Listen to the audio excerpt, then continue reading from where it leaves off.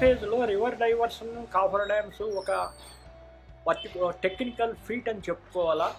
ఎందుకంటే అది deep గార్జీలో coffer dam form చేసి మధ్యలో నీళ్లు తోడేసి ఫౌండేషన్స్ని ఎక్స్పోజ్ చేసి కన్స్ట్రక్షన్ మొదలెట్టడం అన్నది ఆ రోజుల్లో అది ఒక ఫీట్. అందులో ఆ depth of water, standing water మూలాన అప్పటి చీఫ్ ఇంజనీర్ రెహమాన్ గారు సాహసోపేతమైన నిర్ణయం తీసుకుని అండర్ వాటర్ కన్స్ట్రక్షన్ కాల్క్రీట్ కాఫర్ డ్యామ్స్గా వేసి ఆ కాల్క్రీట్ కాఫర్ డ్యామ్స్తో ఇటు అటు డౌన్ స్ట్రీము అప్ స్ట్రీము కట్టి మధ్యలో వాటర్ డీవాటర్ చేసి 1967 మేలో డీవాటరింగ్ జరిగింది.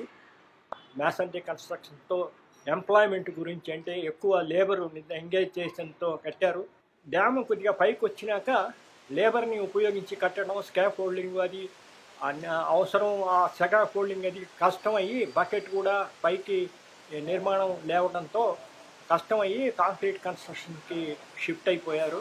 ఇందులో దీనికి భద్రతకేమీ ఢోకా లేదు. ఫ్లడ్ మేనేజ్మెంట్ అన్నది ఒక్కొక్కప్పుడు ఒక్కొక్క విధంగా ఉంటుంది. మీకు ఫ్లడ్ ఎంతసేపు వచ్చింది, అది ఎంత పరిమాణంలో వచ్చిందని దాన్ని బట్టి ఫ్లడ్ మేనేజ్మెంట్ మారుతూ ఉంటుంది. దాన్ని బట్టి అప్స్ట్రీమ్ వాటర్ లెవెల్స్ మారుతూ ఉండొచ్చు.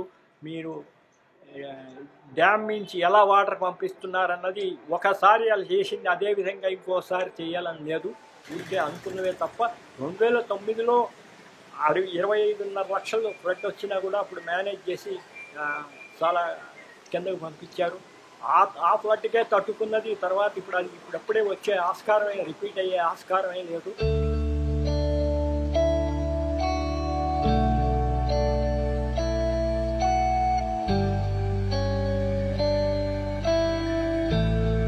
'64, '65లో వివిధ దేశాల నిపుణులు వచ్చి సందర్శిస్తుండేవారు.